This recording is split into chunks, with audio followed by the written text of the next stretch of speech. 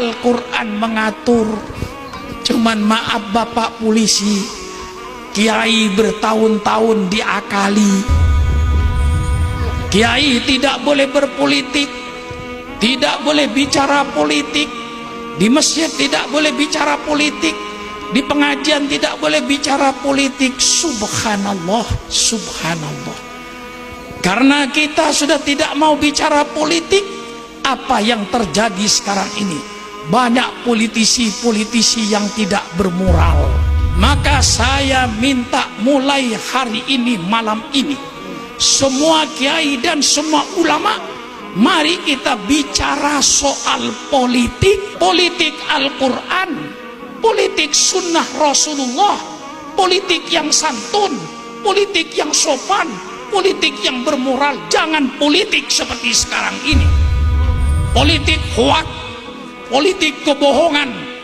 Betul apa tidak? Bohong sana, bohong sini, bohong sana, bohong sini, fitnah sana, fitnah sini, menjatuhkan sana, menjatuhkan sini. Justru ini sekarang yang dibicarakan, politik setan, politik iblis. Kita bicara politik-politik Quran. Quran mengatur berpolitik. Siapa bilang Quran tidak ngatur berpolitik?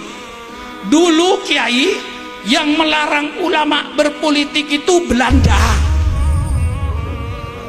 Mengapa Belanda melarang kiai berpolitik? Supaya Belanda dapat menjajah Indonesia terus-menerus. Kalau kiai mulai bicara politik, dia harus meninggalkan Indonesia. Maka Belanda dulu yang melarang kiai tidak boleh bicara politik. Di masjid tidak boleh bicara politik, di pengajian tidak boleh bicara politik. Dianggapnya politik itu kayak penyakit lepra. Padahal politik itu indah.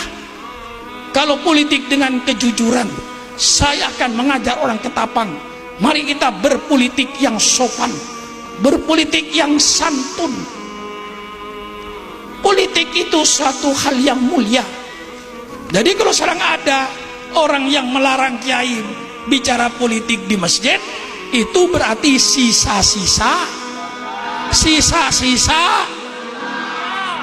Sukran Makmun sebagai warga negara Republik Indonesia yang cinta sama Pancasila, cinta sama Undang-Undang Dasar 45, cinta sama Bhinneka Tunggal Ika.